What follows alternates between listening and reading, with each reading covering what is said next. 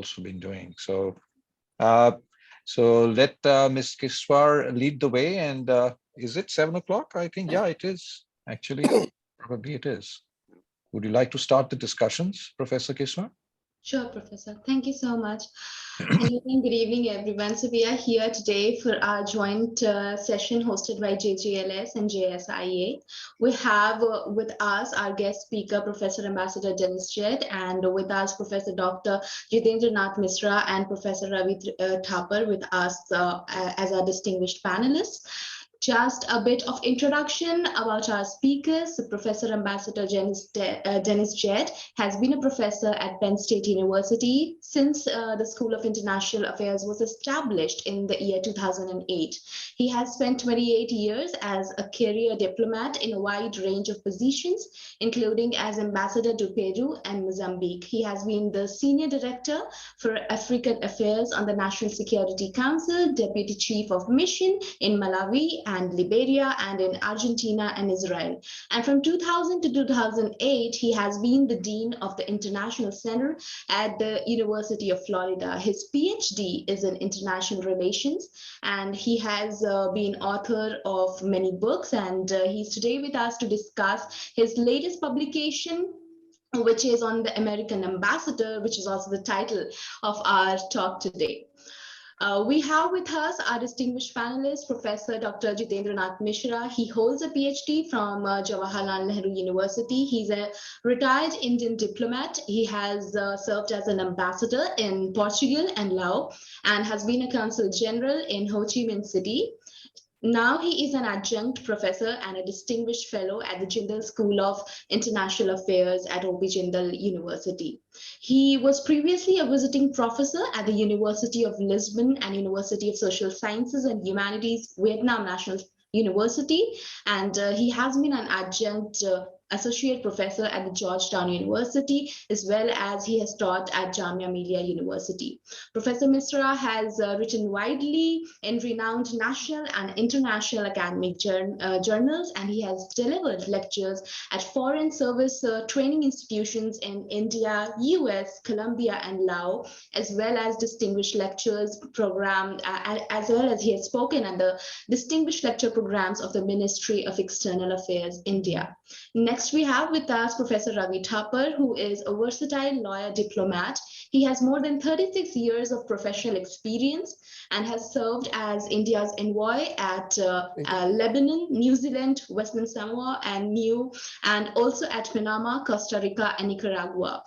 During his earlier diplomatic career, he had been assigned as charge d'affaires in Suriname and Consul General of India in Milan, Italy. His long diplomatic tenure culminated with his elevation to the rank of Secretary to the Government of India. And after retiring from the Foreign Service, Ambassador Thapar is currently enrolled as an advocate with the Delhi High Court, and prior to taking up his position as an ambassador of India to Panama, Costa Rica, and Nicaragua, Ambassador was also assigned as the Additional Secretary Counterterrorism in the Ministry of External Affairs, India.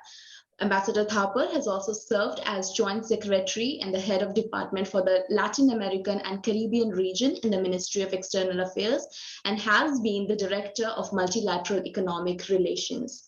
We welcome all of you today, and we look forward to speaking with all of you. We look forward to hear your thoughts. So as per the pattern of our panel discussion, Professor Jett would start with sharing his PowerPoint presentation, and this will be followed by a panel discussion and an engagement of dialogues between the three panelists. With this, I hand over to Professor Jett. Yes, thank you very much, Sanya, for organizing this event. And thank you, Dr. Tapar and Dr. Misra, for being on the panel with me. I look forward to your comments and reactions. As Sanya said, I will now inflict on you a PowerPoint presentation. I will try and get through it quickly because I want to leave time, obviously, for the panelists to comment and to give me their observations and feedback. I'd be very much appreciative of that. And also to give the rest of you time for questions and answers. And that would be, I think, probably more interesting than at me just trying to fill the time with my own comments. So let's see if I can begin to share. Here we are. All right, so as was indicated, this is about American ambassadors, and I think American ambassadors are unique in some respects, and not always the best respects. And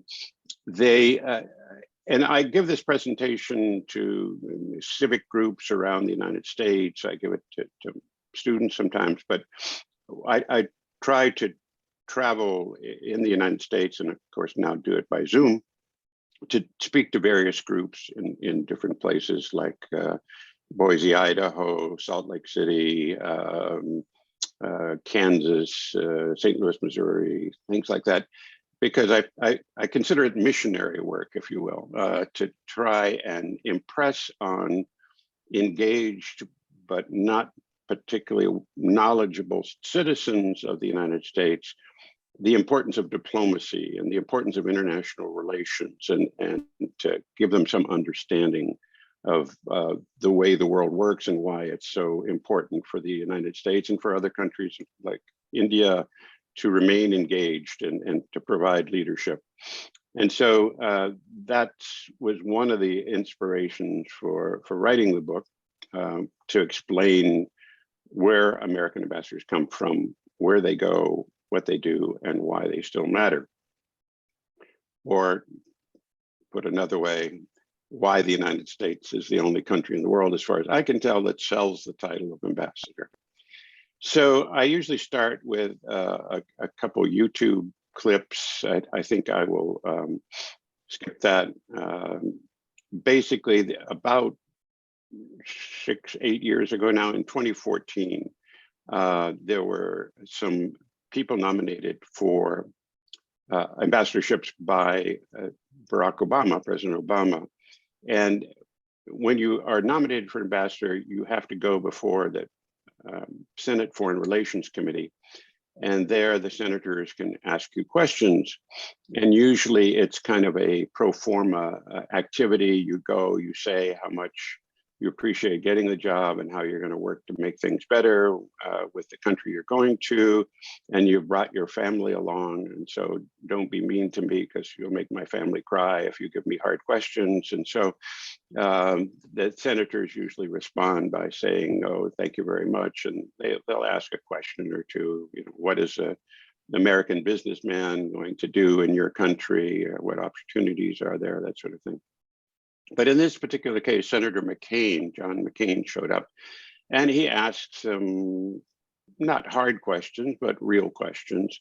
And a couple other senators did as well. And it became such a pathetic showing that it made the comedy programs, there's a TV satire program that used to be run by Jon Stewart in the United States called The Daily Show.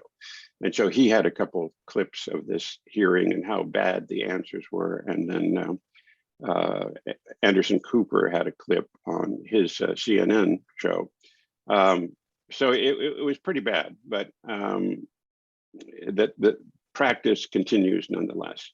So it's always nice to know what the Constitution of the United States says when it comes to choosing ambassadors. And the Constitution is a pretty brief document, which one historian described as an invitation for struggle between the various branches of government and the executive, the legislative, and the judicial branches. And so it doesn't sort of specify what is to happen. It gives a general outline. And in this case, when it comes to appointing ambassadors, the Article 2 power, which is the power of the president, it says the president shall nominate and by and with the advice and consent of the Senate shall appoint ambassadors, other public ministers, and consuls. So every diplomat, in theory, is appointed by the president in addition to ambassadors. So that's not what I wanted. So here's a little bit of history, diplomatic history of the United States. In the year 1800, we had 6 diplomatic posts and 52 consular posts. Now, the consular function today is a little bit different than it was, because back then there weren't such things as passports and visas.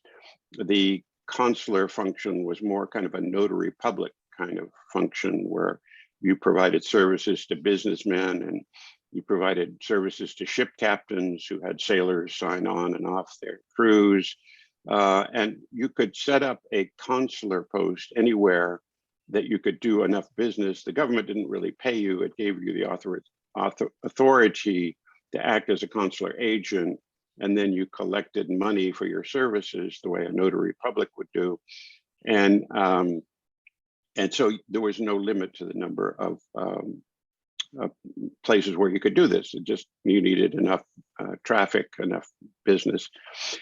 Diplomatic posts are what we normally think of as embassies. And so you could see in 1800, we only had 6 embassies because we were a very new country, very young country, and we also had very limited political interests abroad.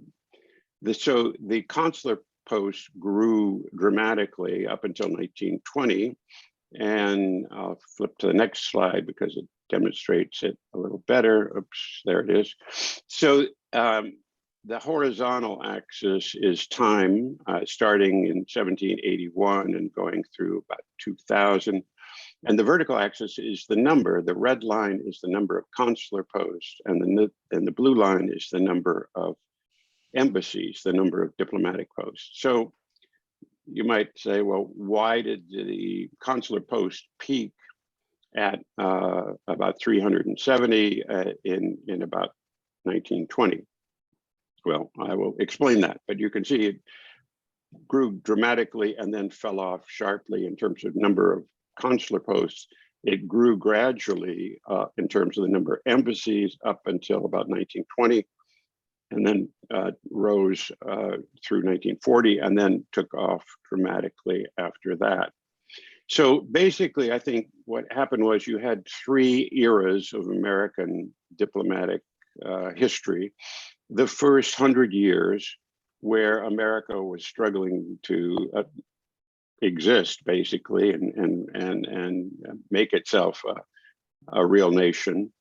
And it had limited overseas interests because we were busy stealing land from Native Americans and Mexicans and a few other people. And so we were pushing westward, expanding our territory until we got to California. And then the industrial age kicked in a major way, and we began to have much more commercial interest abroad because we wanted to sell our products to other countries. And so it's then that I think we began to realize the importance of having an overseas presence beyond just consular agents. The other hallmark or milestone was President Garfield met a man named Charles Guiteau. Back in the 19th century, the practice was that every time a new president came to office, virtually the entire government turned over from top to bottom. But government wasn't that big. And so anybody who helped the president get elected and wanted a government job would line up and ask to be rewarded that way. And so Charles Guiteau went and to the Secretary of State and said, I'd like to be minister in Vienna. Minister at the time being the highest diplomatic rank that we awarded. For the first 100 years, America had no diplomats with the title of ambassador.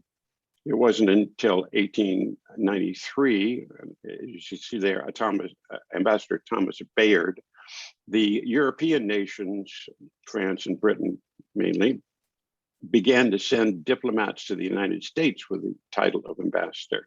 And so up until that point, the Congress had said, we don't like the title of ambassador. Ambassadors are the envoys of kings, and they usually come with a bag of money and do their work by bribing people. And we're a Republican country, small r Republican, meaning men are equal, white men, of course. So we don't want anybody with this fancy title that sort of implies that they somehow have a higher status than the others.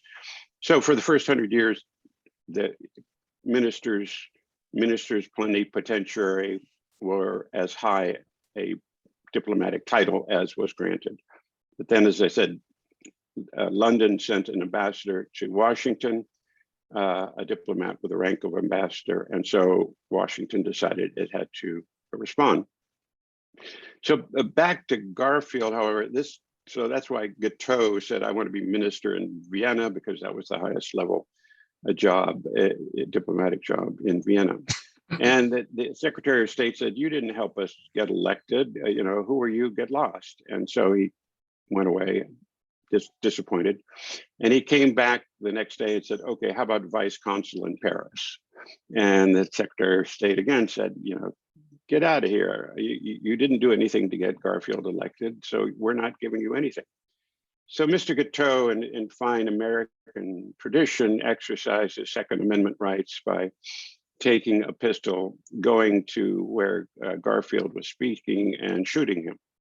And that wound plus 19th century medicine caused Mr. Garfield to have a slow and painful death over the next few weeks. But it did encourage the Congress of the United States to start thinking about, well, maybe it's not such a good idea that the entire government changes over every time there's a new president.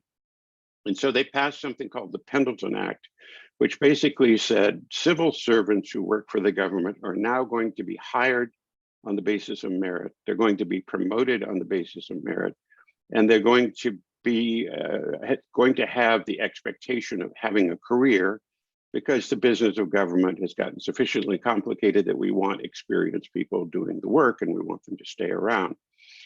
That was for the civil servants. It wasn't for the diplomats. It wasn't until 1924 that the diplomatic corps was professionalized, and that standards for hiring, promotion, et cetera, in the diplomatic corps was established. Woodrow Wilson, for instance, was one who, among other things, reduced the professionalization of the diplomatic corps because he didn't particularly like diplomats, which is kind of a not uncommon presidential point of view. So for the first half of the 20th century, basically, you had a era of professionalization where the number of political appointees at all levels in the diplomatic corps were reduced, and particularly at the ambassadorial level. So around the Cold War era, you had a ratio of ambassadors. 70% were career people who entered the Foreign Service as junior diplomats and rose up through the ranks. 70% of the ambassadors took that route, and then 30% were political appointees. They were appointed by the president for a variety of reasons, and we'll talk about that a bit more. The other milestone is the 1980 Foreign Service Act. When President Nixon was in office, his personal lawyer went to a woman named Ruth Farkas and said, if you give us $250,000 for our re-election campaign, we'll send you to Costa Rica as ambassador.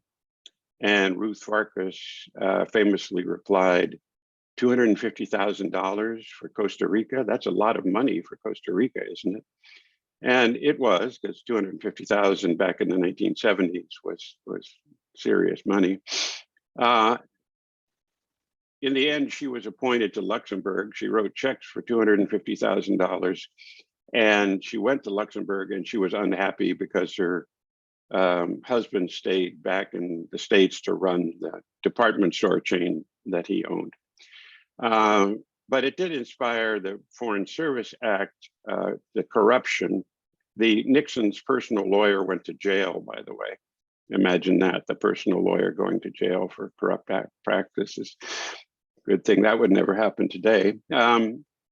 So The 1980 Foreign Service Act says ambassadors should be confident. They should know something about the country they're going to. They should normally be career members of the Foreign Service. And the Foreign Service is different from the civil service. It's a different retirement system, different promotion system. And it's from where the ranks of, generally, the ranks of career ambassadors are drawn. There are a few civil servants, but generally it's all Foreign Service people who have spent their life or their careers in diplomatic service. And the other thing, the 1980 Foreign Service Act says specifically, contributions to political campaigns should not be a factor in the appointment. So this is the 70-30 ratio as it's played out over the years. You can see under Ford, it was 62%, and then 38% career. Went up under Carter. It tends to be a little higher under Democrats than under Republicans. Reagan pushed it down by sending out 38% political appointees. Trump was the world record holder thus far, at least in post-World War II. He had 43% political appointees, and he also had 36 vacancies, because I don't know, he didn't, for whatever reason, we could go into his personnel office, but that's probably beside the point. And then you have Biden, who as of, and I haven't updated this, I probably should go update the slide. Back in December, he was at 61%. Well, one of the things that happens with American diplomats is when a new president comes in or a new presidential term starts, if a president's reelected, all ambassadors submit their resignation. It's a pro forma standard practice. And almost all the career diplomats get their resignation returned with, thank you very much, but you stay on in your post and complete whatever is left of your 3-year tour. Normally for career diplomats, it's a 3-year tour. For all the political appointees, it's, okay, thank you very much. You worked for the last president, now get the hell out of here. And so you've got the 30% entirely turning over, only a third of the 70% turning over. And so at the beginning, in the first year of every presidential term, it's not a 70-30 ratio, it's much higher on the political side as they replace all the political ambassadors. And invariably, there are stories in the newspaper about, this president is appointing more political appointees in percentage terms than previous ambassadors. And of course, it's a nonsense story because you really can't measure until the end of a presidential term what that ratio is. And when they said the same thing about Obama, and he got back to 70-30, same thing with Bush, et cetera. So there are 5 career tracks in the Foreign Service, the career diplomat service. They're political, economic, management, consular, and public diplomacy. There are about 8,000 people, career diplomats in the Foreign Service. There are roughly equal percentages, a few more political officers in each of these 5 tracks. When you get to the senior Foreign Service, after being promoted, it's sort of the equivalent of being a general. If you're in the Army, you go from 2nd lieutenant to 1st lieutenant, major, lieutenant colonel, colonel, and then if you're lucky, you get promoted to general. The senior Foreign Service is sort of the equivalent of being a general. And so you can see that it shifts. There are more political senior Foreign Service officers, and then the others are about the same. But as far as ambassadors go, about half the ambassadors are political officers who rose up working in political sections, and then 20% economic, and then the other 3, about 10%. The reason for that is the sort of bureaucratic culture of the State Department is that political work is the important work of diplomacy, and everything else is second best or third best. And so that's why you see that disparity. So where do political appointee, where does this 30%, if normally 30%, where do they come from?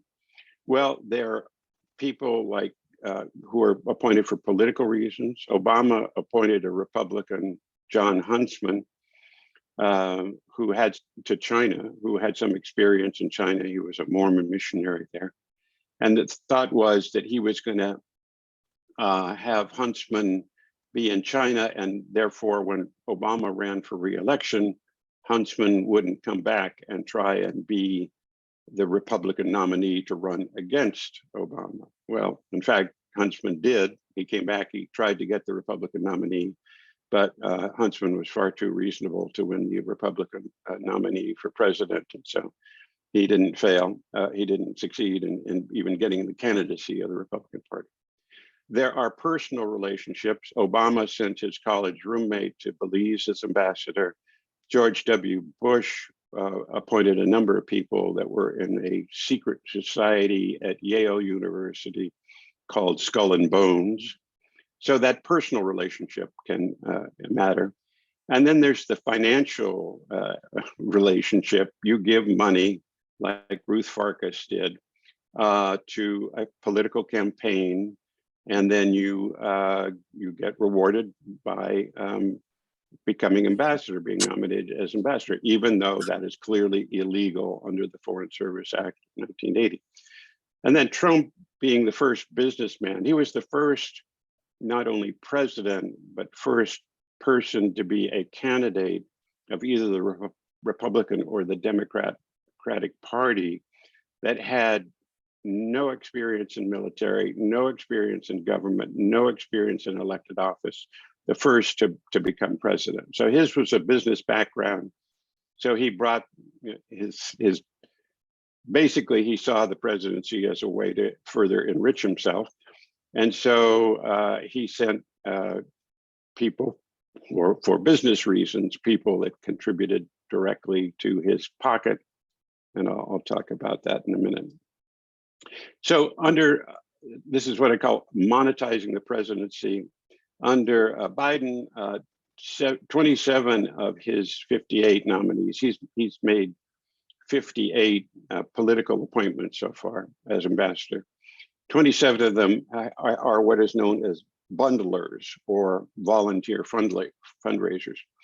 When you want to contribute to a campaign, you can either give your own money or you can become a bundler by going around to your business associates or friends or your fellow country club members or whatever it is, and you collect all the checks that these people are going to send to the campaign, and you literally put them in a little bundle and tie a nice ribbon around them, and then you give them to the campaign. So Biden, and it's not a requirement to publish or publicize, make public who the bundlers are. Republicans don't do it because they don't want us to know who's buying them.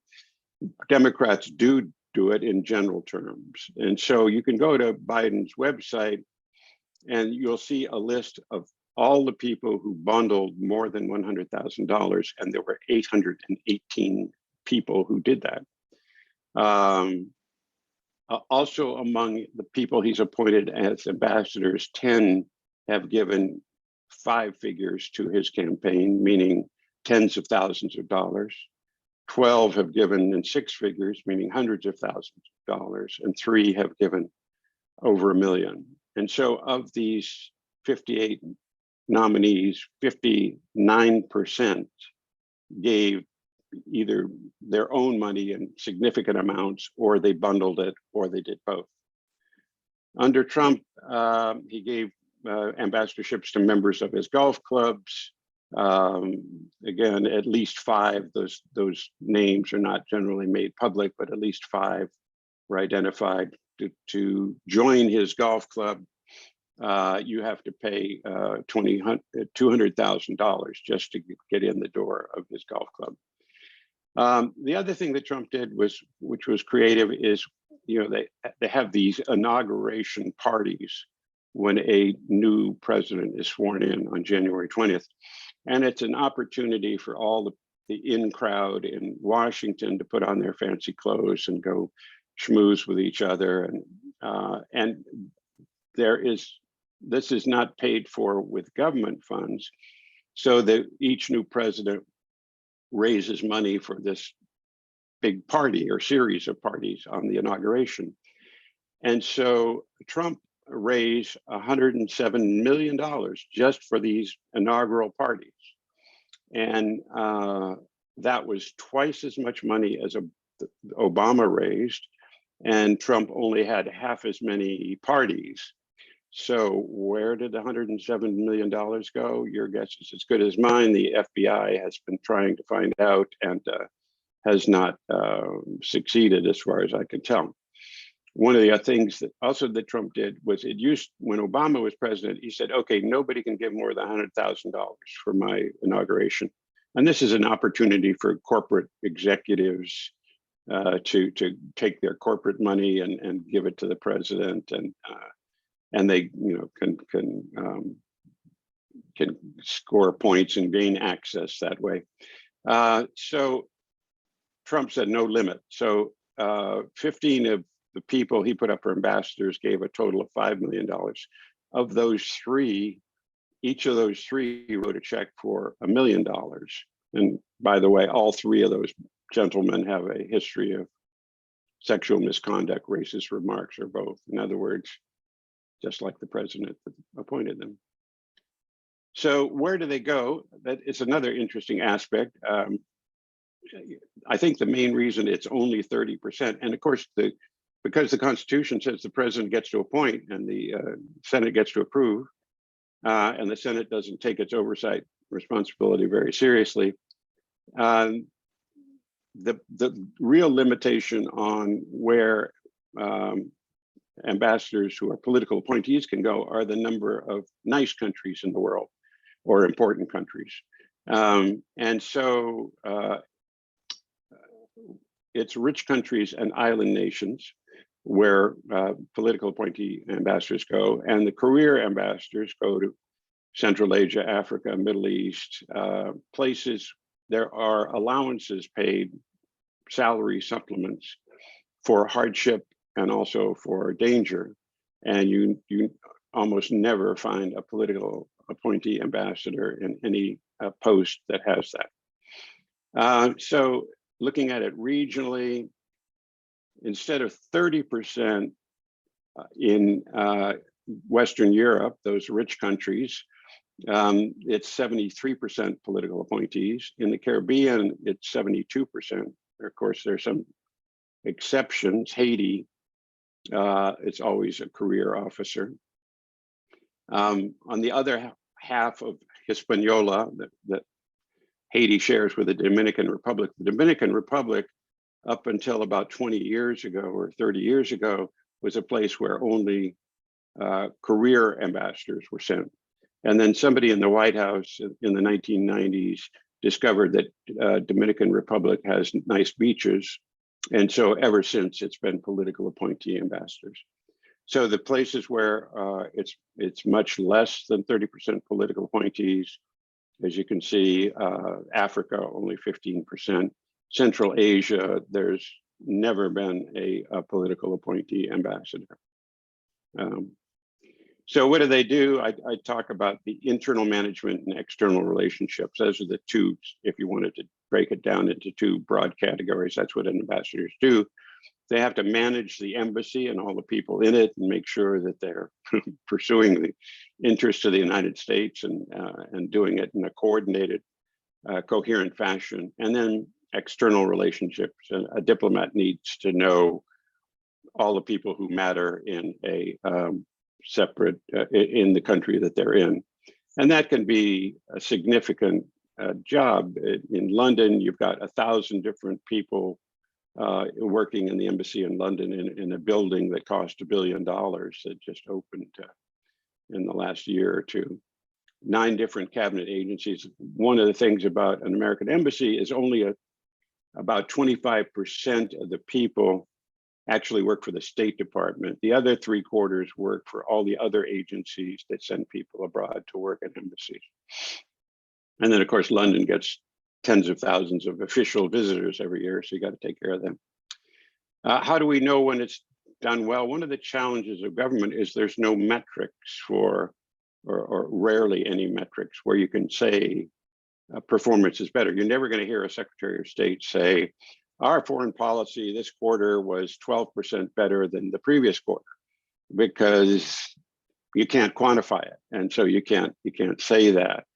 But there are, for every cabinet agency in the US government, there's a position called the Inspector General, who's the internal auditor. And the internal auditor in the State Department is supposed to go around once every 5 years and inspect each embassy. And when the ambassador gets a bad report, then it sometimes has an impact. Under Obama, there were 4 ambassadors who got bad inspection reports, and they resigned shortly after the report came out.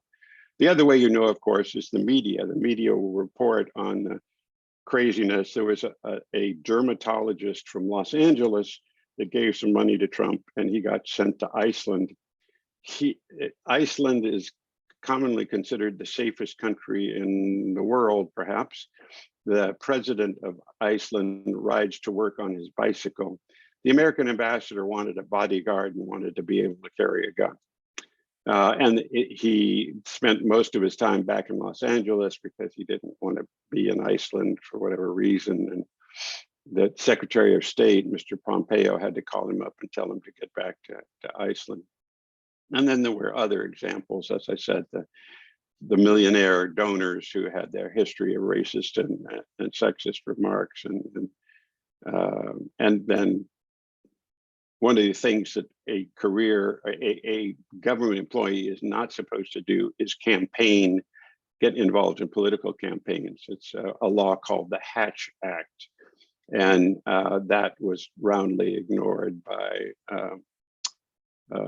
Trump's ambassador in Denmark, who's now running for the Senate in Pennsylvania, where I am. So why does it matter? Again, this is for a general audience. I think you probably all realize why diplomats are important, but there are a lot of people, at least in this country, who think that diplomacy is endless cocktail parties and not paying your parking tickets. I make the point that if you don't have effective soft power, which is the essence of diplomacy, then your only choices when confronted with a problem is to ignore it or to use hard power, to use economic sanctions or the military, and you can send in the Marines. But the other thing that is, some people believe that globalization is either fake news or can be ignored, but I think globalization is what presents us today with the most serious problems we face. And no matter how powerful the United States is or any other country is, you can't face those global problems without cooperation of other countries, because the essence of globalization is that it's things that ignore national boundaries. And so you have to have concerted, coordinated effort across various countries. So why won't it get any better? The American process of choosing ambassadors, because I don't think the Senate takes its oversight responsibility that seriously. It basically rubber stamps. That is, when it takes its time approving these ambassadors, but it's never voted down an ambassador. It never rejects an ambassador. The last time an ambassadorial nominee was rejected was in the 19th century. So the Senate of the United States is very good at doing one thing, and that's doing nothing. So if there's an objection to an ambassadorial nominee, the Senate will simply not vote to approve or disapprove. And so that person will sit there waiting for the Senate to act. And if the president doesn't withdraw the nomination, that person has literally sat there for years waiting for approval. And meanwhile, the embassy in the country in question is run by the deputy ambassador, and who's got the title of chargé d'affaires. So the other problem is money, and it's getting worse. In 2016, the presidential election cost $2.4 billion. In 2020, it was $6.6 billion. And so that's about 6.6 billion reasons why ambassadorships will continue to be sold. Why might it get better? I think we need more transparency on who's contributing and the requirement that bundlers be made public. We need more serious evaluations of the qualifications. What you often hear is somebody going to a French-speaking country or well, Paris in this case, or a Spanish-speaking country, and during the confirmation hearings, they might get the question, do you speak Spanish or French? And the answer is invariably, well, I speak conversational Spanish. It matters whether the conversation is at a kindergarten level or a primary school level or an educated level. And so the Foreign Service has a school that teaches language and tests the competency in language. So it ought to do that for all nominees, career and political, and that ought to become part of the public record. And then you need inspector generals. I think they should not, they're supposed to go inspect every 5 years. They actually, because they make the process so complicated and expensive, they only get to an embassy every 10 years. I think there ought to be a email assessment. One of the things they do when they inspect an embassy is they pass around a questionnaire to everybody in the embassy and they fill it out. And among the other things is they rate the performance of the ambassador and the deputy ambassador. That ought to be done by email every year. And if there's a failing grade coming in from a particular country, then they ought to dispatch immediately an inspector to figure out why and suggest to the ambassador ways that it can be corrected, or to see if the ambassador can be replaced. A lot of times, because the political appointee ambassadors have connections to the White House, they're untouchable, not untouchable in the caste sense, but untouchable, and they can't be replaced politically for political reasons. So, and one of the reasons, as I said, I do missionary work with this presentation around the country. I think the only way this is going to happen is if the public and the Congress cared more about the way we select our ambassadors. But unless we have elections financed by taxpayer dollars, it's not going to happen. There was one of the people in 2014 that was the worst performing and became the butt of all those jokes was a guy named George Souness. He was nominated to be ambassador to Norway, and he was so bad that the Senate didn't vote on him, and Obama finally withdrew his nomination. Well, he continued to throw money around to politicians, and now he's going to be sent to Greece. And we have in Turkey a former senator, Jeff Flake, who's a Republican, who endorsed Biden. And so his payoff for endorsing Biden, he didn't give any money to Biden. His endorsement, though, got him ambassador to Turkey. In the last dozen or so ambassadors in both countries, it's always been a career person. And now we have two amateurs. And one of Souness is a Greek American. People say, oh, isn't that wonderful? No, it's not wonderful. One of the things that in the American Foreign Service that occasionally diplomats get accused of going native, if you will, local-itis or clientitis, where you're arguing on behalf of the country you're in as opposed to the country you represent. Well, I mean, if a Greek American goes to Greece, is he really going to represent the American point of view, or is he going to be intimidated and influenced by the fact that he still has relatives in Greece, et cetera? And so you've got Turkey and Greece, two countries with a history of conflict. And who are the American ambassadors, two people who know nothing about diplomacy. So good luck with that. And that's the end of the story. And so I welcome the comments of the panelists and also your questions. Thank you so much, Professor. That was really very informative as well as engaging slide presentation that you put forth for us. As promised, we'll open the floor for the panelists for interactive discussion and comments. So Professor Thapar, Professor Misra, either of you, if you would want to start a conversation, please go ahead. The floor is all yours.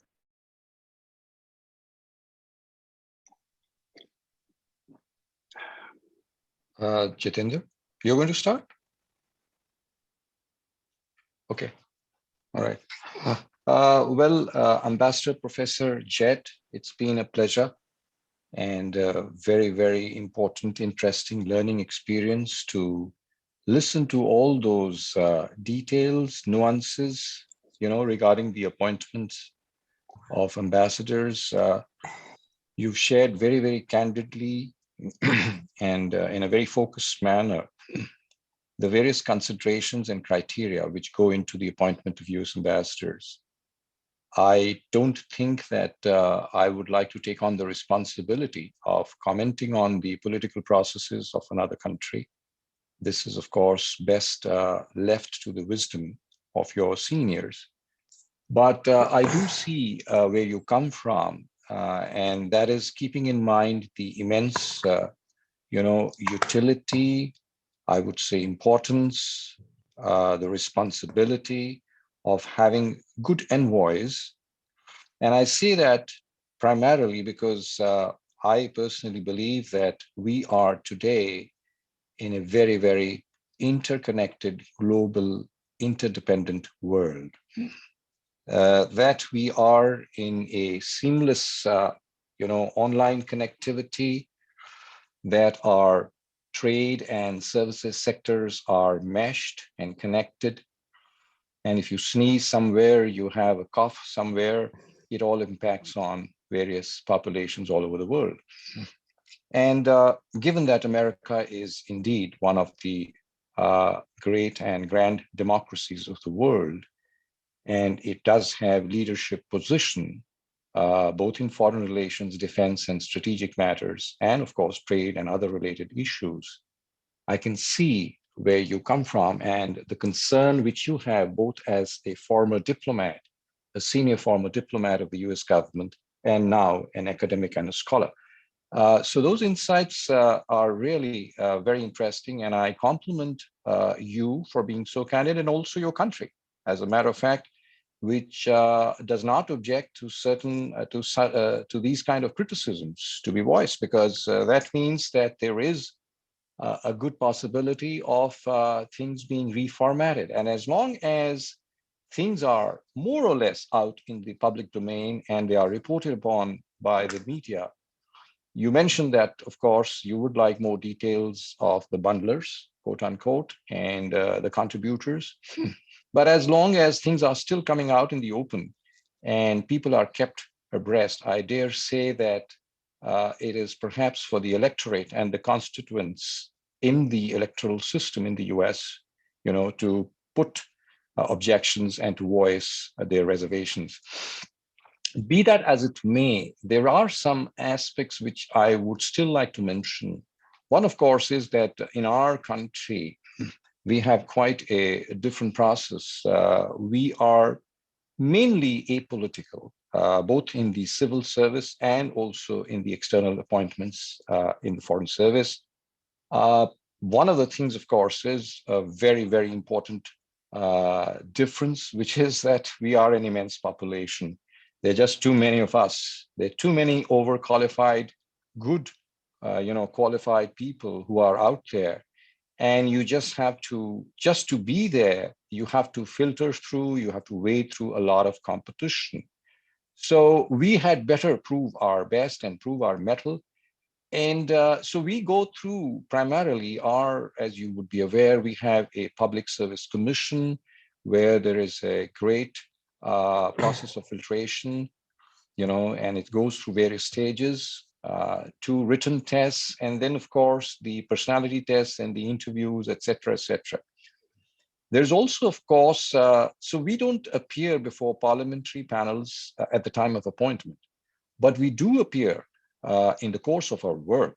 There are parliamentary committees on various aspects, including on foreign relations, and we do have to interact with them in that context. And also when the parliament is in session, all our ministries, all our departments, including the foreign ministry, we have to go and interact with them on various issues. Now, the thing is that there's been in our system, of course, there's this aspect that some of the people who are political, and we've had appointments to important countries, including to the US, including to United Kingdom, and sometimes even to the other great powers. I do remember for during my career, for example, there was Ambassador Siddhartha Shankar Ray.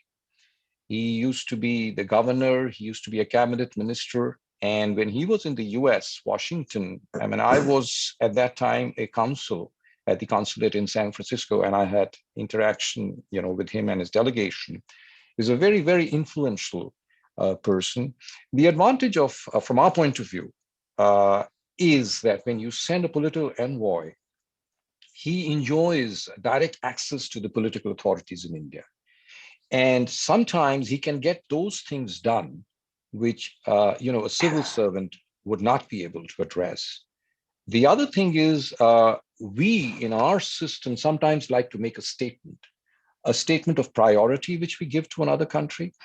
Depending on the importance of that country, sometimes we like to designate a person with certain ranks, because this gives immediately an aura or a boost to his functions that we consider the US as a very, very highly important country, and we'd like to therefore send a cabinet minister ranking person to Washington.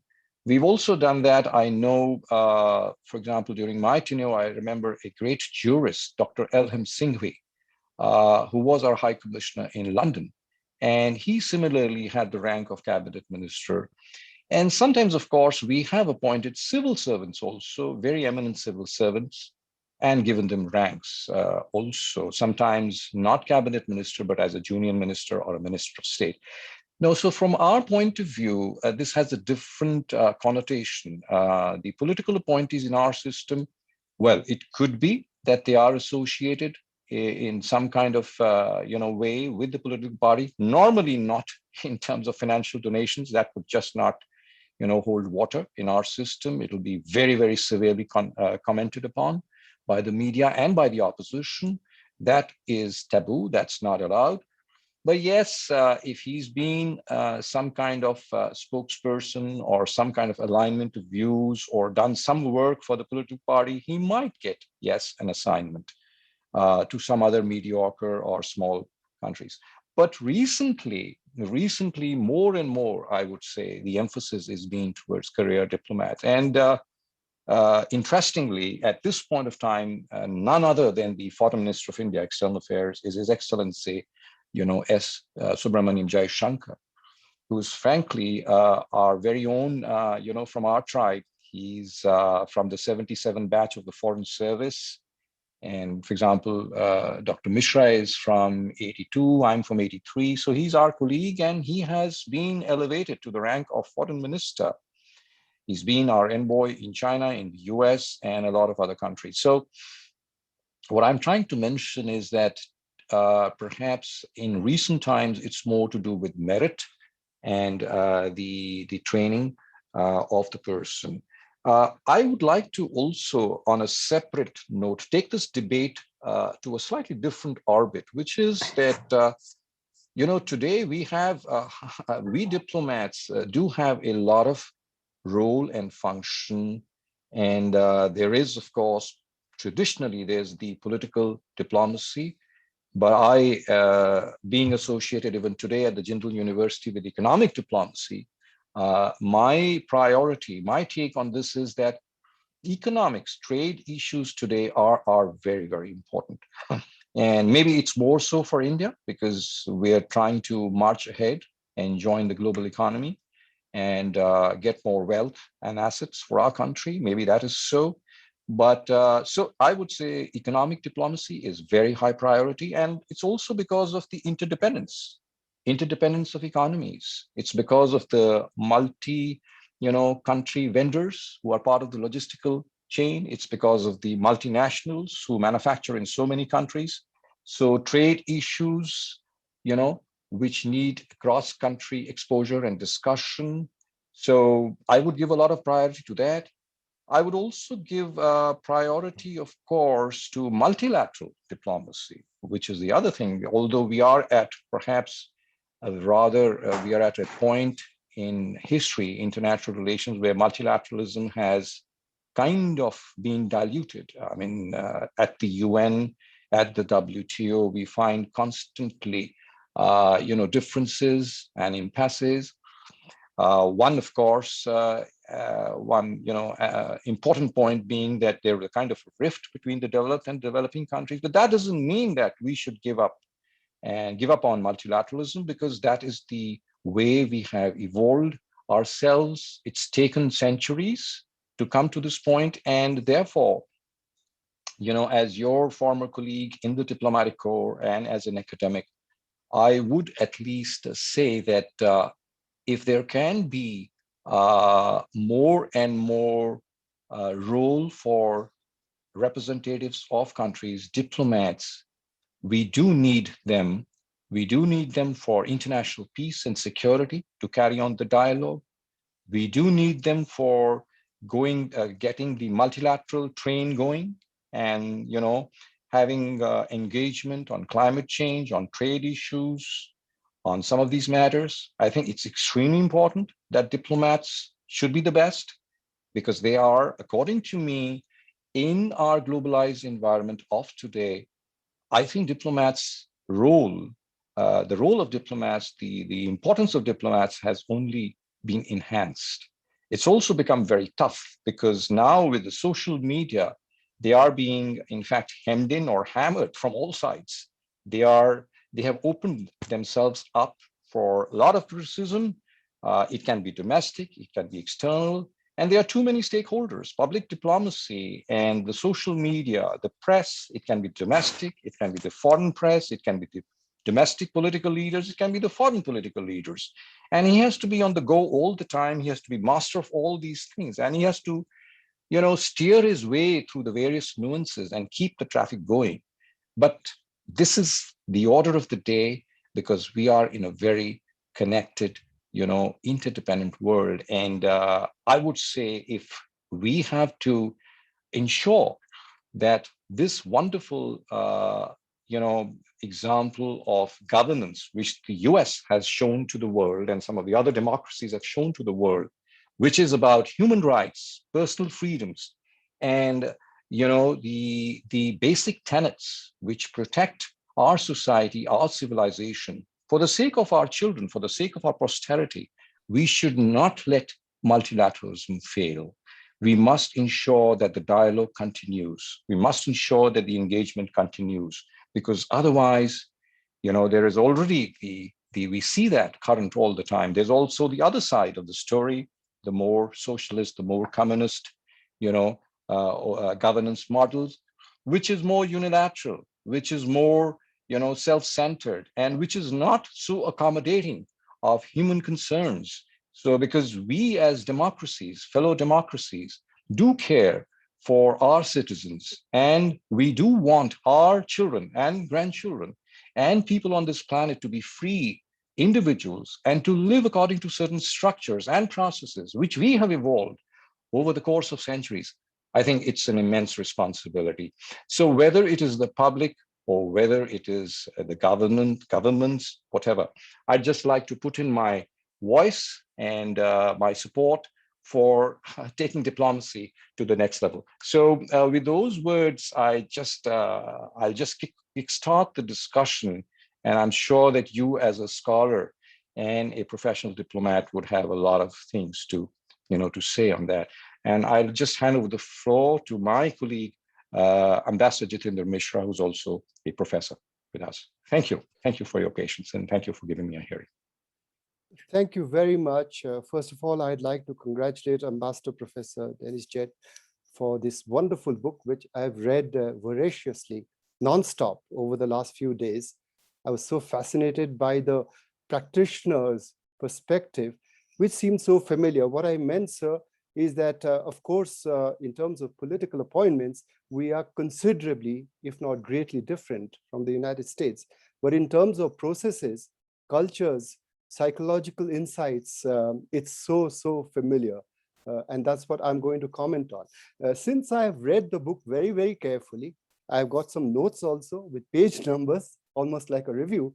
I'm going to comment chronologically, first on the book. I'm not going to make general comments of my own because Professor Thapar, my distinguished colleague, has already done that. But specifically, I would like to say, Trump appointed the highest percentage of political appointee ambassadors of any president. We saw the figures. What I was struck by this book is that how passionately Ambassador Professor Dennis Jett has spoken about what he perceives, of course, to be the wrongdoings of President Trump, with great passion, great commitment, and a fearless attitude. And I congratulate you for that, because it shows democracy is alive and kicking in your great country. Secondly, he did not name any African American, page 33, other than the 5 career officers from the Department of State. So much for racism, as he said. Then I want to make a few comments, again, going chronologically. Quote, page 34, personal decisions always affect the professional reputations of those who are chosen and those who are considered but not chosen. And therefore, such decisions are extremely sensitive, and the process is and never will be transparent. How true. We in India are very familiar with this. And I think you understand exactly what I mean. And of course, how are foreign service officers tested? Composure, cultural adaptability, motivation, and so on and so forth, communication skills, planning, judgment. It's very much like writing the annual confidential report of an Indian foreign service officer. These are the sort of criteria that we use, very similar. Then quantitative analysis, resourcefulness, working with others, written communication, working with others, so important, as many of us have learned in our careers, and some of us have learned a little bit late in the day. I would like to comment specifically on a situation which is so like India. Page 67, there are those who think they can sit back, not lobby on their own behalf, nor ask anyone else to do so, because their brilliance speaks for itself and will be enough to earn them the job. They are likely to wind up in second place. How true. If you are quiet, if you are modest, even if you are brilliant, you just get nowhere. And we are very familiar with that in our own country. And I think here he's making, Professor Ambassador Jett is making a judgment, not just on diplomats and processes in foreign affairs establishments, but about human nature much more broadly and more philosophically. Then again, so true of India, ambassadors have no control over budgets. Don't we know that? We fight for budgets, we get frustrated, we start crying. How can I do this? I'm not a Superman, I don't have the money. Having someone sent home is a nuclear option. Wow, I love that phrase, nuclear option, page 261, where the ambassador using it can do as much damage to himself or herself as it does to their intended target. Impossible to send someone home in our system also. If I, as an ambassador, would want to send X or Y home, there would be sneers in Delhi. And what's he doing? Is he crazy? He has to work it out himself. You get zero support almost, unless there is some kind of investigation directed by you, leading to some kind of charges and some kind of conclusions that are detrimental to the person concerned, financial or otherwise. It has happened. But you can't just say, I don't like this person or this person is not good and have him or her sent home. Then political work, is it most important? I heard from you, sir, that you use the word something like bureaucratic culture today in your remarks. But isn't it something, a given that a person with political judgment, this is a question to you, page 281 in your book, someone with political judgment is perhaps better placed to be an ambassador than someone who doesn't have that kind of political judgment. And that judgment would cover the country where you are working and the country where you come from. You have to work in the system, within the system. And that's where it comes from. Otherwise, you are ineffective, as Professor Thapar said about Siddharth Shankar Ray, the Indian politician. I mean, he was not a fundraiser, but he had the access, of course. Very important question I want to ask about reform in the system, which is the key issue that you have raised in your book, and you are very evangelical within your own country in trying to speak up for career officers. The reform. Now, I heard something very intriguing from you today, and I quote, this is about the Act, the Foreign Service Act of 1980 or 81. Contributions to political campaign should not be a factor, quote unquote. Now, if that is the case, in your system where the legal system is very robust, no doubt, is it possible for somebody to go to court quoting this act and saying that why are these people being appointed? Has there been a case where someone has actually gone to court? This is my question, and perhaps won the case, though, as you rightly say, it's very, very difficult to change the system because, I quote, but change is not without its challenges, as the status quo always serves someone's interests. Most of the time, the calls for reform ignore that and seem to assume the weight of a good idea will propel it to fruition. Page 274. How true. Change is always incremental, if at all possible. So these are some of the issues.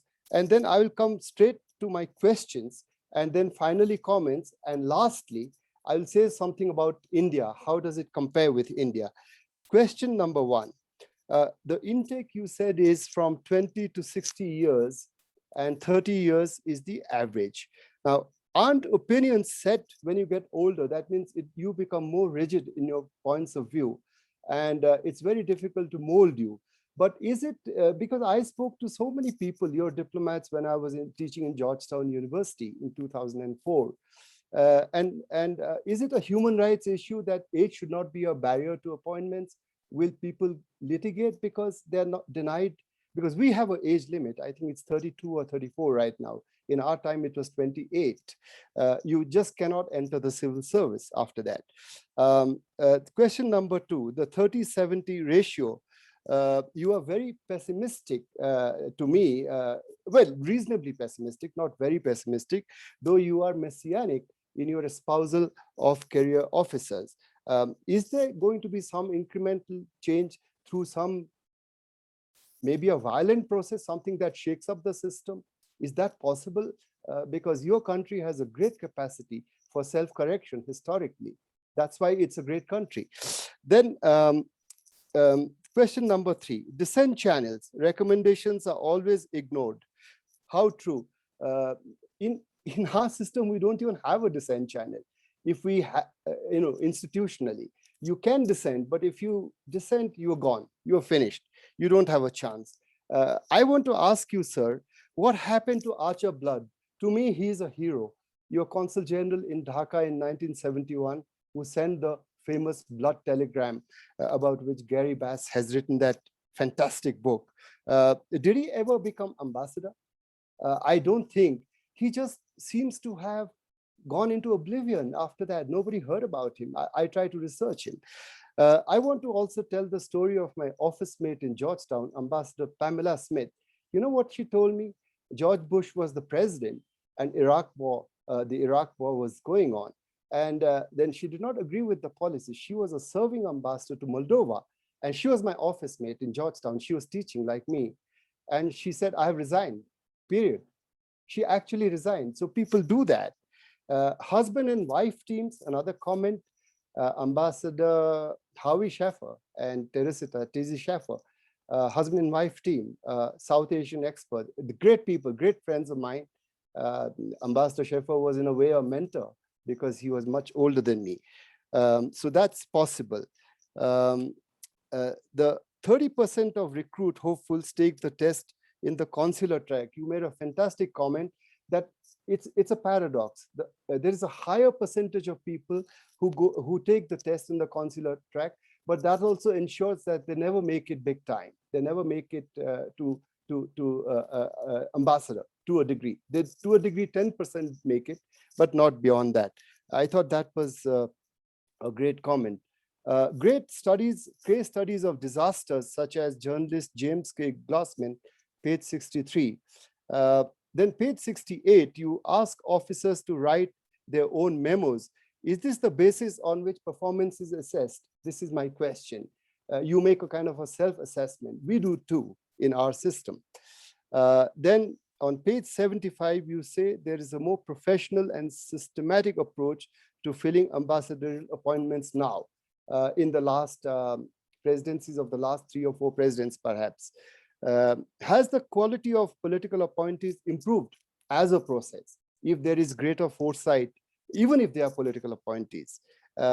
Is 6 months of training, another question, by political appointees, training of political appointees in the Department of State, is it sufficient? You have recommended that in your book. So these are some of the issues and questions based on my reading of the book that I wanted to ask you. Also, a few other comments. John Kenneth Galbraith was a great ambassador. He was a political appointee. He had President Kennedy's ears. We all know that. I have read all his books, and he was not just a great professor and a Nobel laureate, but a great ambassador. Now, how many persons like that have you had? Can you name some others who are political appointees who were something like that? And coming to India, finally, I would like to just say that Professor Thapar has said a lot about India, but I would like to say that, you know, even if we appoint career officers as ambassadors, say, to the United States, for me, it is a political appointment. You are being appointed not necessarily because you are more competent, because the average level of competence in the Indian Foreign Service is extremely high. You know, someone would be 99, someone would be 100, but they would all be in their high 90s. That's why you are selected.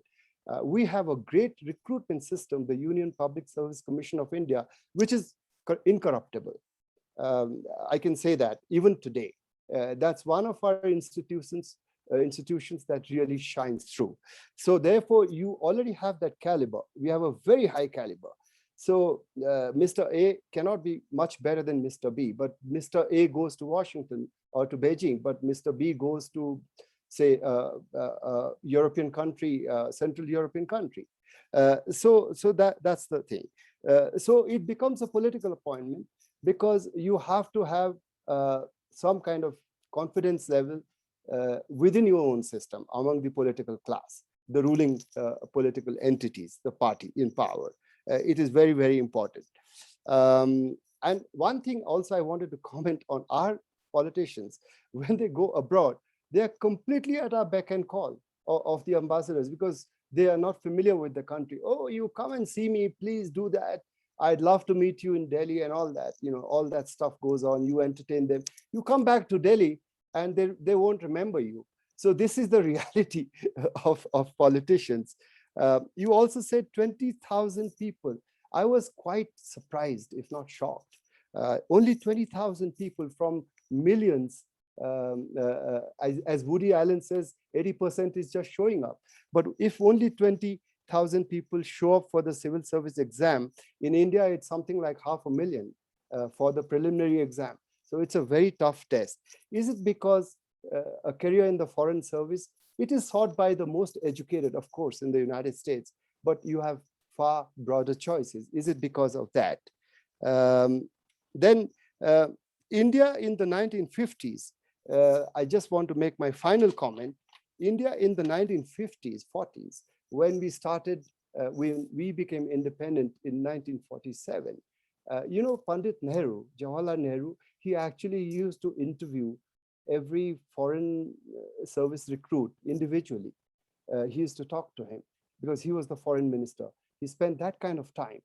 And there were many people, such as our very distinguished former late president, K.R. Narayanan, who were very talented, and he came from the so-called Dalit community, which is the low caste in India. But he was so brilliant and so well educated that he was taken into the foreign service, not through the normal recruitment process, but because he was that good. Now, I just want to leave this with a comment, and this has been commented upon by some Indian scholars recently only, that it is because of lack of knowledge, because the British ran everything for us, even up to the 50s, they were really intruding and interfering because they were the former colonial power, and it's our fault that we allowed them into the system, such as Mountbatten in Kashmir. Now, taking the Kashmir issue to the UN, the poor negotiations with China, the Panchsheel Agreement of 1954, which to me is a disaster. All these, is it because we were not wise, or was it because we were not experienced? So that reminds me of your book, that you start a foreign service community or culture in the 18th century, 19th century, how it evolves from the consular functions, purely consular functions, where the head of mission is the minister. Then it evolves into more political functions, and the consular function, as you yourself showed, the graph goes down, and the political function, the graph goes up. That's broadly what has happened today. And I think Indians are very tough negotiators today. That's because we are far more experienced. I leave it at that, sir. Thank you. All right. Well, thank you very much. Sanya, should I give a reaction, or do we want to go to questions? Yes, Professor. If you want to give a reaction to Professor Misra's questions that he has posed to you with specific reference to your book, you are very welcome to go ahead. All right, I'll be very brief because I would like to save time for questions from the others who are on the call. Diplomats, particularly career diplomats, have to be apolitical. I joined the Foreign Service. The president was Richard Nixon. When I left, it was Bill Clinton. And all those presidents and the ones in between, I did my best to implement their policy and remind myself that they were elected and I wasn't. So it was their policy. And one of the advantages, and I'm sure Dr.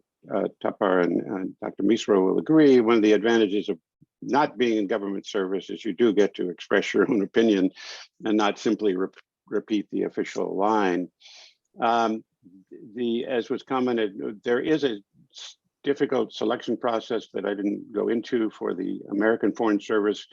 Typically, 18 to 20,000 people take the exam every year that starts the process, and typically only about 350 of them will get hired. The only requirement to take the exam is that you be older than 20, younger than 60, and an American citizen. So there's probably only 200 million people who qualify. Why do only 20,000 people show up?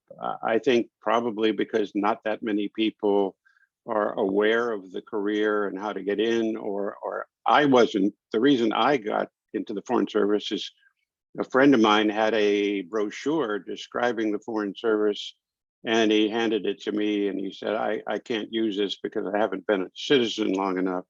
And so I looked at it and said, oh, they hire economists and they do interesting work. So I applied, and I grew up in New Mexico, which is an obscure part of the United States, and I had thought about going to work for the federal government, but never thought about the State Department. So it was really quite by accident that I got to where I am. I must say, first of all, as we've just seen with the comments by Dr. Tapar and Dr. Misra, that India has excellent diplomats. I always enjoyed working with them and getting to know them, because they were truly highly qualified professionals. And that didn't mean we agreed, but it meant that it was always an interesting conversation.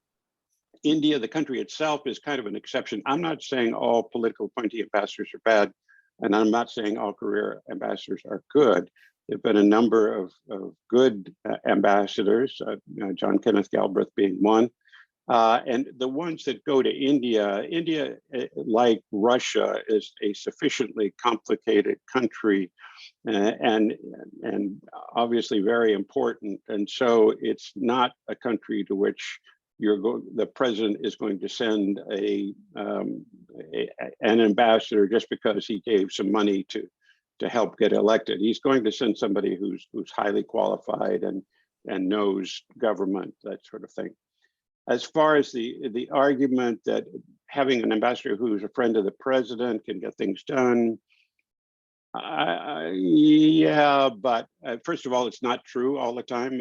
Most of these people who get ambassadorships have very little relationship with the president. They've gotten their picture taken with the president once or twice at a fundraising dinner, and that's about it.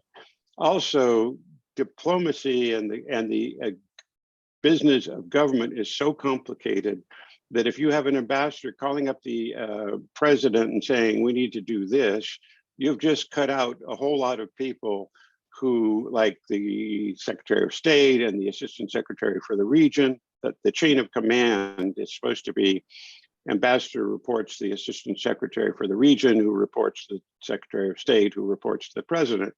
And so if you cut out that middle layer and you cut out the National Security Council, and it is a prescription for a very uncoordinated, ill-considered policy, which doesn't serve the interest of the government.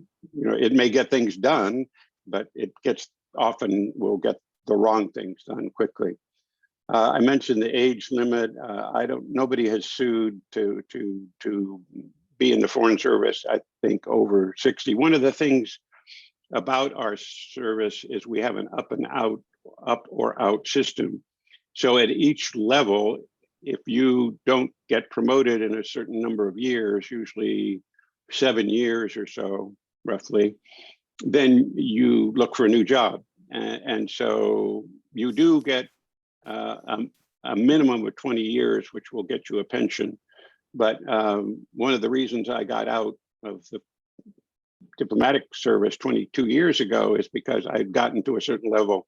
I knew the chances for another promotion were very slight, and I thought, time to start a second career while I'm, still somewhat compos mentis and not too old.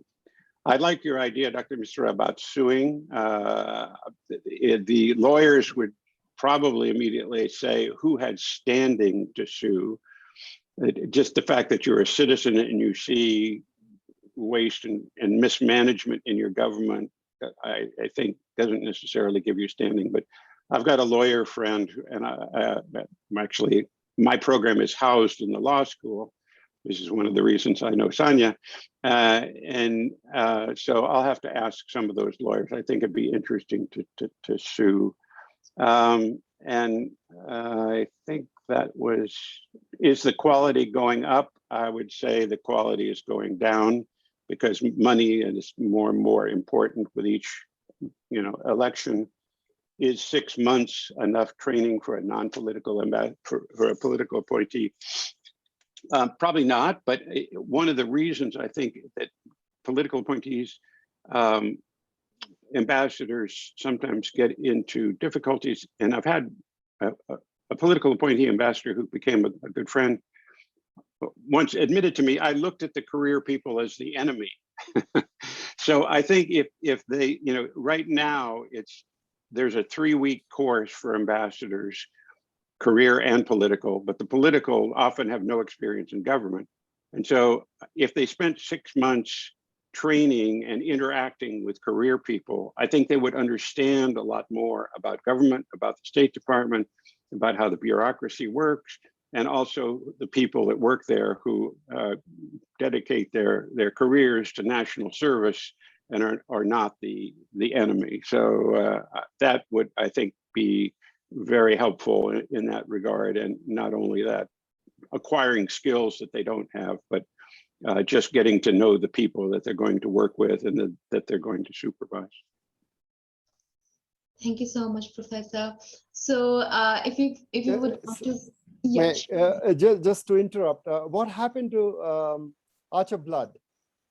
Oh yeah, I just looked it up. He ended his career as charge d'affaires in Delhi. And so, you know, you often hear the expression speak truth to power or speaking truth to power. Power a lot of times doesn't want to hear the truth. And so if you are bold enough to speak, then you might not succeed in your career. So he never made ambassador, but he's one of those courageous people who said what needed to be said. And I think, I don't know whether Washington simply did not want to hear it or whether he had some other challenge. Only about 5% of career diplomats become ambassadors. So it's hard enough to get into the Foreign Service, but still very hard to become an ambassador. Did he make a career anywhere else after that, or did he just fade into oblivion? Let's see. Sorry, I'm asking you this just a curiosity. No, he retired in 1992, and he died in 2004. So he must have done something after that. But I don't know. I don't know what. I'm just doing a quick search on. Yeah. Okay.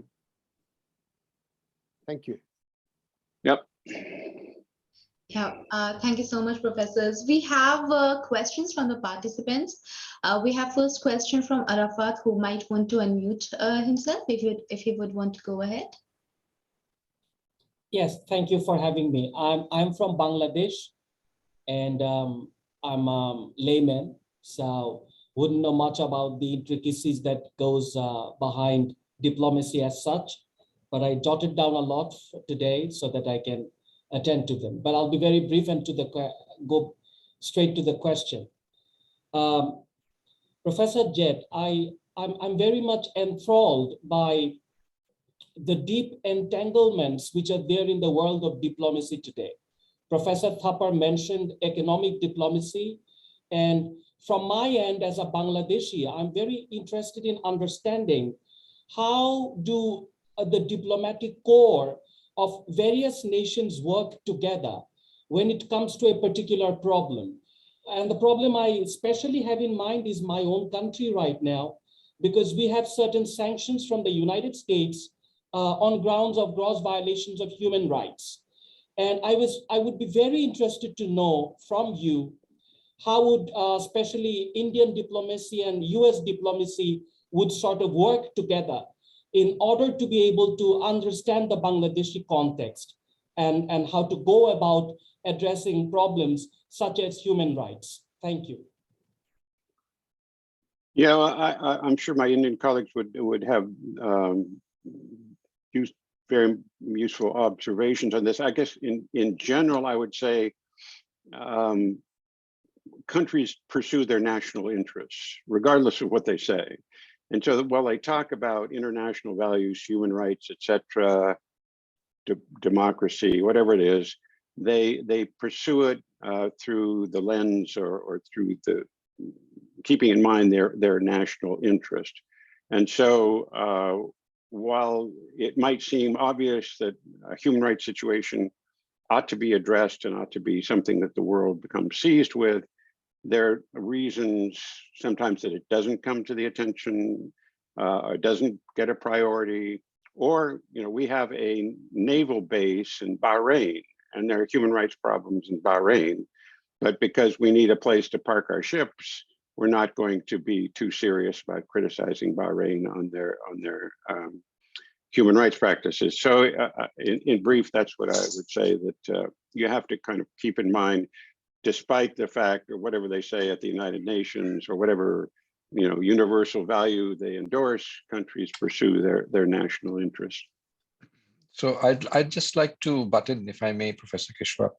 I think India has mainly been non-interventionist. We don't like to preach to other people. We don't like to interfere, and which is what we say their internal affairs business. But one thing we could, and I think it is done, is track 2 and track 3 mechanisms. I mean, it could be informal interaction between parliamentarians, the intelligentsia, etc., etc., and the news, the winds could perhaps, travel over, but we would not be caught giving sermons to other governments and other leaders. That is not our style, because it can also boomerang. There's always fault lines in every system, society, whatever. So Mr. Arafat, who is listening to us, I don't think we would go headlong and work officially on this with other countries. We have our model, our paradigm, and we would largely just enlighten, I mean, through other mechanisms.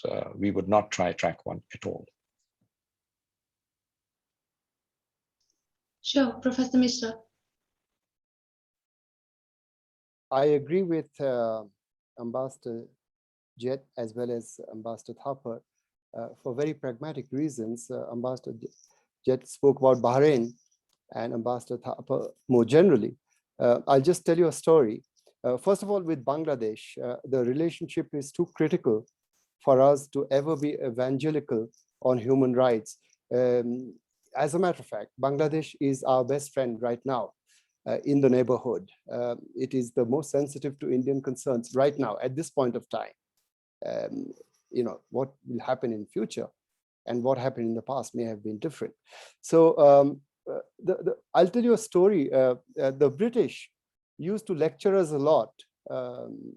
Pardon my using that term, not very diplomatic, when I was in London. So we invited their diplomats for a lunch in the High Commission.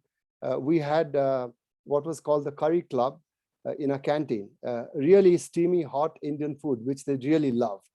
So we called them to the High Commission with all our fine cutlery and crockery and all that stuff. So the fellow who was sitting next to me, I don't remember his name, he said, Miss Misra, why are you hobnobbing with the generals in Myanmar and you're not talking with the generals in Pakistan? Isn't that hypocrisy? I said, look, the generals in Myanmar, we talk to them because they help us flush out terrorists operating in our Northeast and allow joint operations on our territory. And first of all, you are very wrong in saying that we do not hobnob with the Pakistani generals. We've always dealt with the Pakistani generals, but our attitude towards them is a little bit different because all they export to India are terrorists. So that answers your question. Thank you. Thank you so much, professors. So we have another question, if we may take up Mr. Malik's question, and he asks, his question is to Professor Jett, and he asks if he could know what is the cloth hanging in a frame in your room, Ambassador? Is it something valuable? Does it signify something?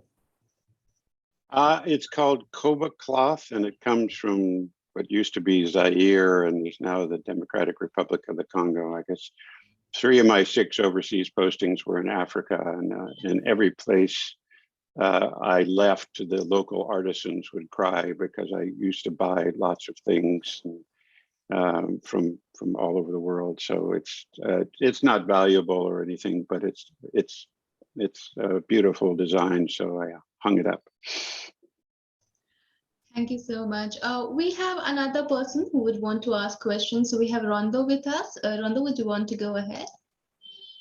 I'm sorry if I'm not pronouncing your name correctly. Rondo Silva.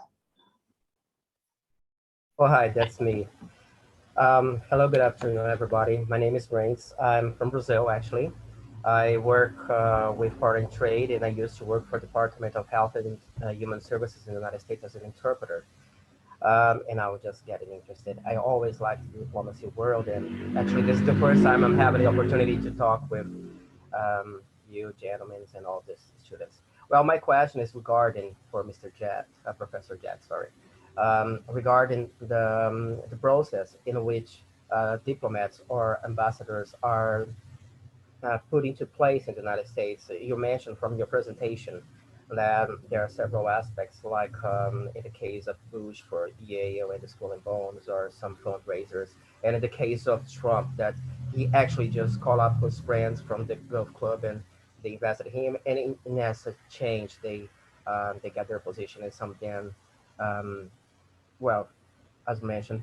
So the bottom line, what I could understand is that money talks, at least in the American diplomacy systems, in terms of it doesn't matter if I am highly educated, if I have a certain degree, if I don't help politicians somehow, it will be really hard for me to get in a position to be a diplomat.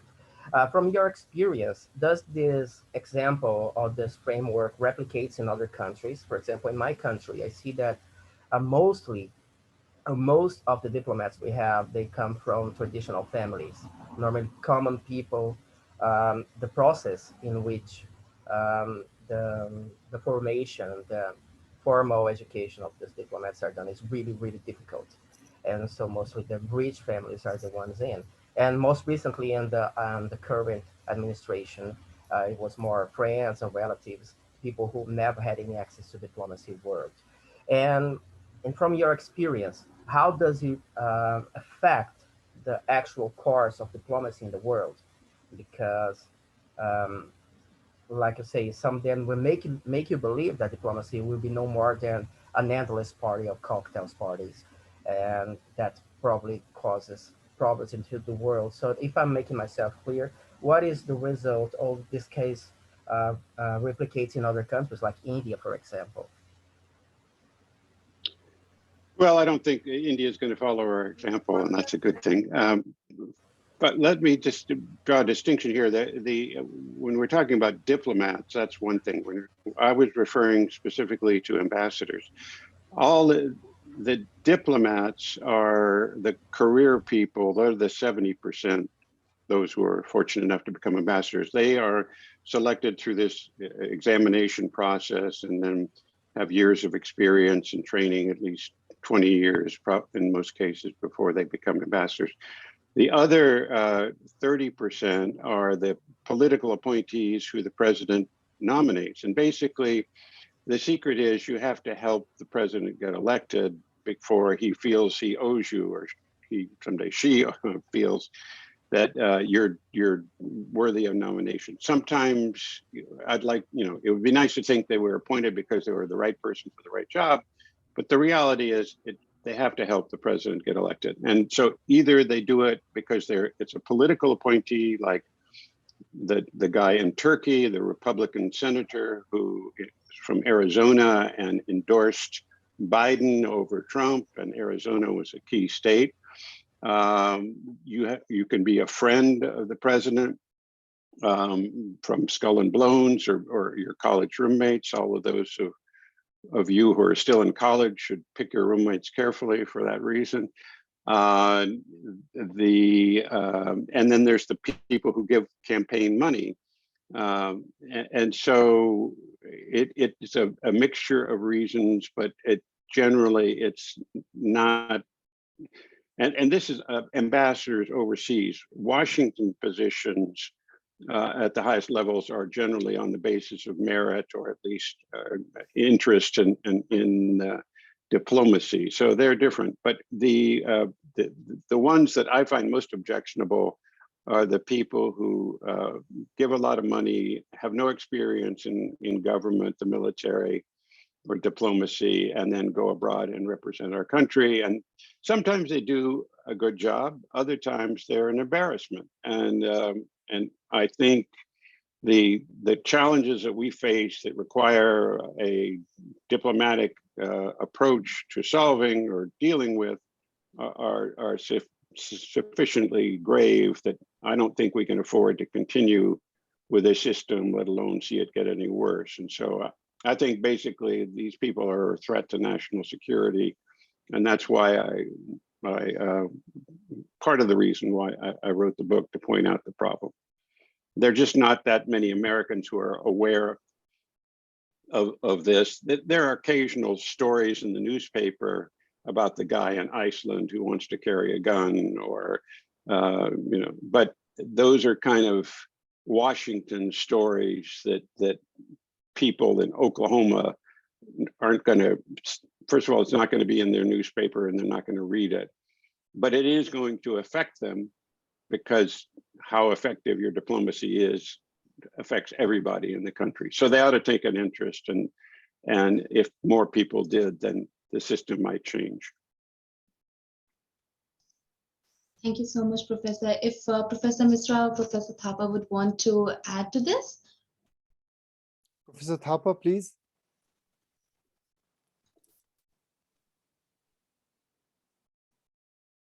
I think you are mute.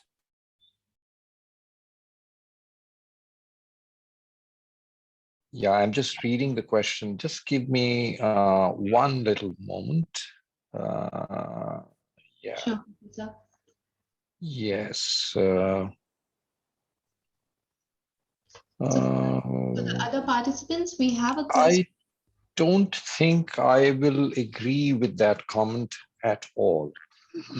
We will never sacrifice our national interest at the altar of foreign relations.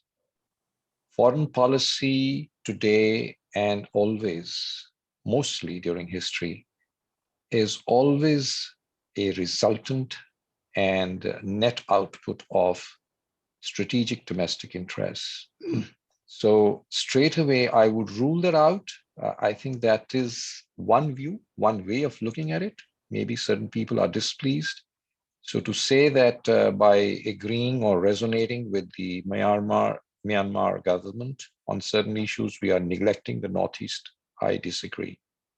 In fact, having a cooperative neighbor with which we can engage in terms of trade, defense, security, terrorism, maybe even communications, roads, etc., is ultimately for the good health of everybody. If we are holding a dialogue with a neighbor, we will never risk our own domestic population's interests. So that's my response. Thank you. Yes, I would just like to add, and I would like to endorse what Ambassador Thapar said. It is the duty, as well as the right, of the state to protect its citizens. So we have to protect the ordinary people of the northeastern states of India, their lives, their properties. It is the duty of the Indian state. And as regards Myanmar, there is another factor that is obvious, is China. So this is a question of realism and realpolitik, pure and simple, because with the exponential rise of China, the world has to be concerned about the trajectory that China is taking and is likely to take, to the detriment of the legitimate interests of a vast swath of territory and countries in the Asia-Pacific region, as well as beyond. It's not just political, strategic, or territorial, it's economic also. We know about Belt and Road and those things. And Myanmar is a critically important country for India strategically for that reason. We don't have to compete with China. We don't have the resources currently. We may have it 20 years hence in Myanmar, but we will do what we can to meet Myanmar's aspirations, being a very pragmatic people and a very pragmatic government. And they are also deeply suspicious of China, and they regard India as far more benign, possibly because of Indian capabilities being more limited at this point of time, but possibly because of cultural attributes also. I don't know, but possibly because of both. So it is our duty to help Myanmar when it wants the help. And we know that that help is sought and that help is forthcoming to maintain a better balance as regards Chinese power. Thank you so much, Professor. So for the participants, this answer from Professors Thapar and Misra was regarding the comment that we have from Mr. Dhritiman Das on the chat box. We do have another comment. I guess Professor Thapar and Misra, both of them might be interested in taking this up, which is an open-ended but an interesting question where Ms. Hamreen Khan asks, why India does not have a strong diplomatic force. We would want to know whether you both agree on this. Do we have a strong diplomatic force? Yes, well, I agree and disagree. If you are talking about numbers, you are right. Yeah. If you're talking about quality, you are not right. And I heard from, well, I don't want to self-advertise, but I heard from the very gracious Ambassador Jett that the Indian diplomatic the Indian diplomatic corps is an excellent corps, and that's because we have a very, very rigorous process of intake and recruitment, an incorruptible system. Even today, I work in the system and I know that. And it's very, very difficult to penetrate that system and get your friends into it. Jitu, Ambassador Yes. Misra, I'd like to also, while seconding your comments, and this is not just loyalty to the Indian Foreign Service. Before this query was raised, you will recall in my introductory comments, I had mentioned we had better be good. We have 50,000, 60,000 people, we have 30,000 people waiting to snatch our job. There are too many talented people in our country. We have to go through so many filters. We have no choice. We have to prove ourselves. And then look at the other stuff that in an open democracy and the global connections which we have, social media, I also would like you to recall what I said. We're being hammered from all sides. We have a very tough job. There are economic constituents, there are political constituents, there's a media, domestic, external, etc. And we have now instructions. I handled, 2 state visits of the vice president in Costa Rica and in Panama. I used to get instructions on WhatsApp at late hours in the night, and it would be at 3 days, 2 days notice. I have to deliver something. So we had better be good. So, it's just, even if we don't want to, we have no choice. I think I would therefore just say, based on that logic, I would request the person who raised this query to revisit this whole issue. Thank you. Yes, and having said that, absolutely right, Ambassador Thapar, it's survival of the fittest. Also, as regards the numbers, we are not supermen, we are humans. So our strength is about 1,000, including people who make it from lower ranks into the Foreign Service, who are not direct recruits through the Union Public Service Commission exam, about 1,000. I believe I'd like to ask Ambassador Jett, is it 6,000 or so in the United States? The strength of the Foreign Service?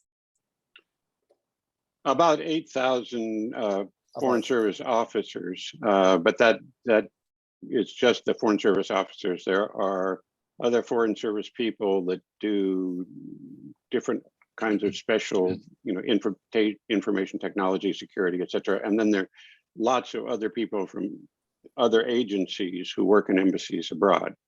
So as I think I mentioned, in an embassy, only about a quarter of the people are going to be State Department. The other 75% are going to be from other agencies. And of the quarter, probably only half are going to be actual diplomats. The other half are going to be support staff. Right. So the numbers 8,000 and plus, with so many others. Now India is about 1,000. Now, with India's global interests, and if India aspires to be a leading power rather than a balancing power, which is what our minister said in his book also, our External Affairs Minister, Dr. Jaishankar.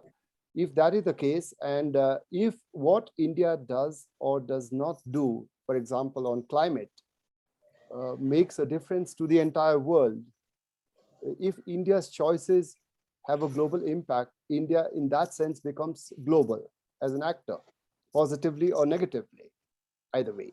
So we have to have the capability going beyond traditional diplomacy, that is political reporting, which is the core of our work, of course, will always remain like that. But environment, artificial intelligence, outer space, terrorism, cyber, all these things. So to build up that capability, how do we do that? We are trying to do that by increasing the numbers. But again, as you know, in all bureaucratic systems, change is always gradual.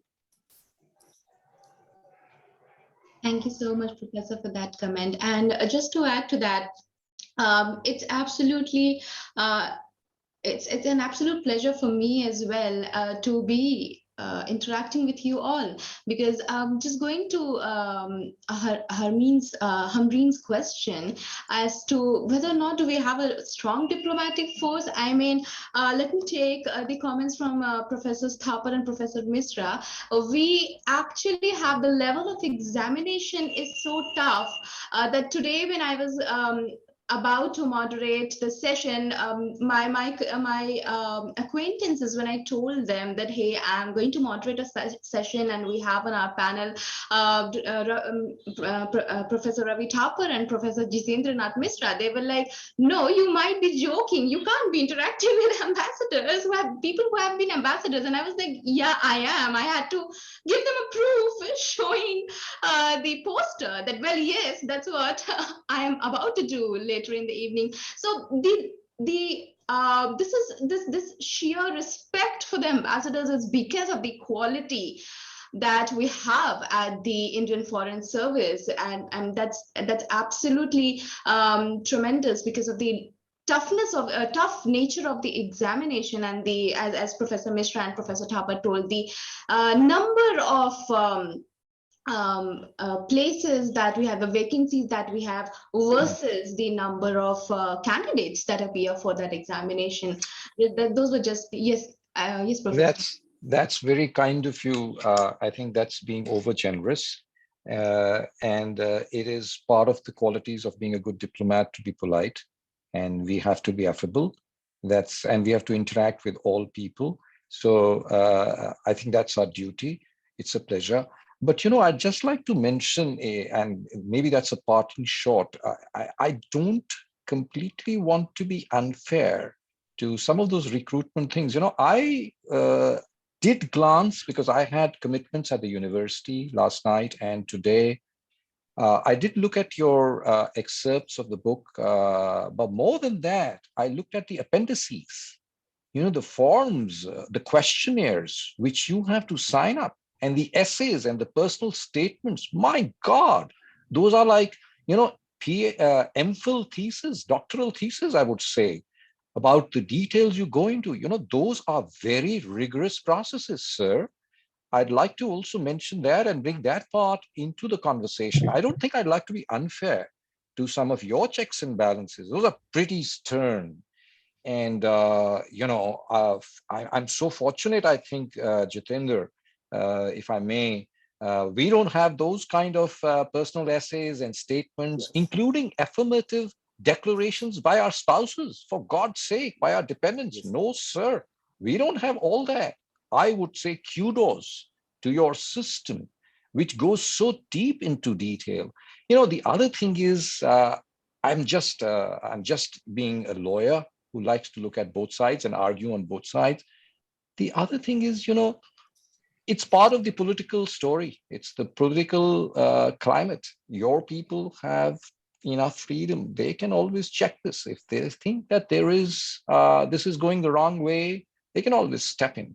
But the wonderful thing is that you are commenting and you're bringing before an international audience some of the shortcomings and the pitfalls. And I laud you and commend you for that. Also, not just as a diplomat, but also as a professor. That's very scholarly. And I think this will go a long way. Your work, your piece of diplomatic literature, if I may say, will go a long way for other foreign services in other countries not to make some of these mistakes. So I think that's a big takeaway, which I would say and emphasize in this panel discussion, in this conversation. And if it leads to certain reforms, not only in the US State Department, but also in other countries, and maybe also sets the, you know, kind of benchmark for other political systems, governance in order, remember what I said. Why? Because diplomacy today has a very pivotal role. I would still submit that, whatever it takes, I think we have to be talking to each other. Otherwise, we don't want our guns to be firing. We don't want those bullets to fly. And we'd like some of these impossible issues, which we think are impossible, which can actually be taken care of through dialogue and understanding. So that's how I would end my take on this conversation. Thank you very much, therefore, Professor Jett, for bringing forth such provocative aspects. But it's the deeper issues, which I think we should also pay attention to. And some of these are takeaways from your learning and from your wonderful commentary. Thank you, sir. Well, thank you very much. Yeah, go ahead, Dr. Misra. I would like to compliment you, sir, with great respect and great affection, if I may say so, that you have written a kind of book that resonates so deeply within me as a practitioner like yourself. I can see myself in these situations, both human as well as institutional. And as Professor Thapar said, I applaud and congratulate your system for its ability to be rigorous all along the way. You see, we are rigorous only at the recruitment stage, as Professor Thapar said, but we don't do these things. For example, professional background, suitability for ambassadorial appointments, which you listed, professional background, publications, writings, speeches, relationships, affiliations, financial information, tax information, legal and administrative proceedings, domestic health, miscellaneous. Now, we don't have that kind of, such a rigorous kind of system of inputs going into it before we take those decisions. And we don't have reviews. You also wrote in your book that 3 of your presidents, if I remember at least, had new kinds of questions, new kinds of criteria set for appointments, and they keep tweaking the system or improving it. I'd like to request you to tell us a little bit more about that, about your system, how rigorous it is. Well, it's as rigorous as the president wants it to be, which varies from president to president. I don't think Mr. Trump was interested in rigor or quality or anything else. But that's my particular attitude toward his presidency. But most of the time, or much of the time, it's embarrassment avoidance. And so you want to uncover anything that might become a news story. For instance, under President Clinton, there was a woman appointed to be, I think, Attorney General. And then it turned out that she had employed as a housekeeper an illegal immigrant. And so it not only killed her appointment as Attorney General, but it also added a new question to the ambassadorial and any position that requires Senate confirmation is one that's going to get scrutiny from the media as well as the Congress. And so that's just not just ambassadors, but all the other positions and all the other agencies. And there are, hundreds of them. And so in order to avoid an embarrassing story like that, they ask these questions. But how rigorous it is, it depends a lot on the president and who he appoints as the head of the White House Personnel Office. So that's I'd like to thank Dr. Tapar and you for your comments about the book. I would like to think that it would have impact. In this country, and I would be even more flattered if it had an impact in other countries. But right now, I would settle for selling the movie rights and having a movie made of it. But that's probably not going to happen. It's not Hollywood grade material or even Bollywood. So, but one can hope. Well, I'd like to love to write a review of your book. It's fantastic. Well, thank you. I hope you do. We'll talk about that. Okay. Best wishes, Professor Ambassador. Yep. Well, thank you all. Yeah. And thank you, Sanya, for organizing this. It's been a wonderful occasion. Thank you so much, Professor Jett. It kind of reminded me of the classes that I used to have with you at Penn State, and it was kind of nostalgic for me as well. And I'm very thankful to Professor Thapar for his comments on India, as well as comparative comments on India, as well as American diplomacy, as well as Professor Misra's comments on Professor Jett's book. Extensive review of Professor Jett's book. Thanks a lot to all the participants who raised the questions and all the participants who attended this session. Thank you so much. And if there are no other closing comments or any questions from the participants' side, we might now go ahead to close the session. Thank you, everyone, once again. Thank you. Thank you. Please give me Thank you. Professor Jett's contact details, Sanya. Sure, Professor Misra, I'll Yeah, email it thank to you. Thank you. Thank you Please very do. much. It's been a great pleasure and a great privilege, Thank- sir, to interact Thank with you, sir. Thank you Yep, very much. thank sir. you. And Thank you, Professor stay in Jett. touch. Right. Yes. Yes, we'll stay in Yes. touch. We'll be in Thank touch. you. Bye-bye. Yes. Thank you. Thank you. Bye-bye. Good night. Good day. Good day.